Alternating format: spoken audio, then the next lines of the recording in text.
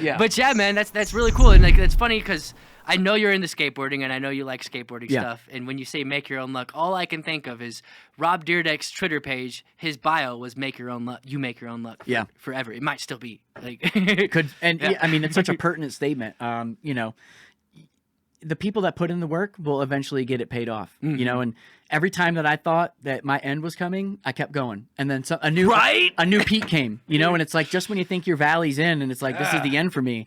Work slowed up. You know, winters were brutal. We lasted through the pandemic. You know how many established businesses got wiped out, and we made it. You know, that in and of itself is something to be proud of. Yeah. You know, so you know And those what's are the crazy things is, that I like, gauge it on. It's mindset too. Yeah, It's like those 100%. It's possibly those businesses could have made it, but wherever they were in their life, it didn't work and it didn't make sense, and maybe they were ready to move on. It's like a business failing doesn't mean failure.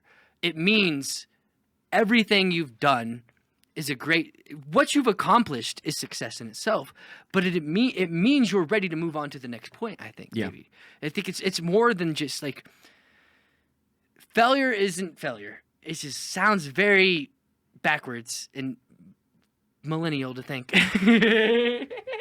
I'm not talking about like participation trophies. I'm talking about failure can be failure if you want it to be. It doesn't have to be. Yeah. It can be lessons. It can be things you've learned, things you've taken out of that. It could be people. It could be more like I don't know. You always learn more from your mistakes than your successes. Yes. You know, every time I've done a successful shoot, nobody's coming to me and saying, well, hey, it was a great shoot. You know, and the takeaways from that aren't like when you forget to hit record or you forget an SD card or you didn't white balance. These things where the next time you go set up a camera, you're like, white balance, SD card, recording, audio check. Because the last time you did that, you screwed up. You know, so the mistakes are always what you learn from. You know, you learn it. You don't learn until you get burned. You know, that kind of mentality. You know, so again, with the growing pains of doing your own thing and navigating this economy and business ownership and all of that, it's something to keep in mind, and it's something to be grateful for when you have clients that will work with you even though you make mistakes. I mean, I'm my own worst critic.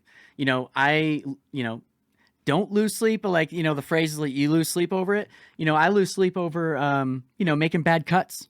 You know, making simple mistakes with audio, you know, where my clients don't even care. They're like, you know, the video was great. But like to me, I'm like, nah, I screwed up. Oh, 100%. And that stuff sticks with me. And I think that resonates with the people that hire me, that want to hire me full time, you know, and that's what I'm excited for Kernel is, you know, to be able to get some really polished experience with a company and an organization that's going to want more from me than what I've been able to expect from myself. Yeah.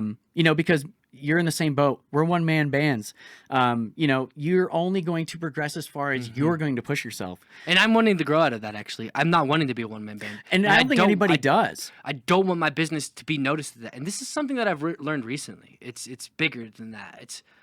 And that's the hardest part, man, that's the reason why most small businesses are actually 1 to 2 employees, is because I think it's really hard to really let go of that trust in your business. That's one aspect of it, but it's not even that to be honest, because I could tell myself that all day. It's actually just going out and getting uncomfortable. That's what it is. And I did that when I started my business, and now I'm realizing I need to do that when I'm growing my business. And it's hard. There's a financial aspect to it. I mean, to add people on, you're taking a pay cut. Yeah, I paid someone $300 last month who was supposed to be an employee that was for 1 week of work. Who was going to be an employee that was going to be steady on, and I ended up paying them because I didn't have my system set up. I ended up paying them. They weren't really performing how they should, and that's my fault because I didn't have them prepared.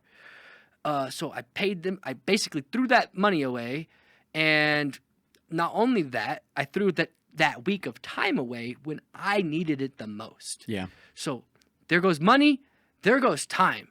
The time was actually way more important than the money because now I'm weeks behind on 3 different client projects because I'm here juggling multiple client projects, and then I try to train someone for a week. That's all my focus is on, and then there goes that week. And that, I think, is the balance and the struggle that most small businesses go through when they're trying to grow, or they don't grow, stagnate, or fail because they don't do that.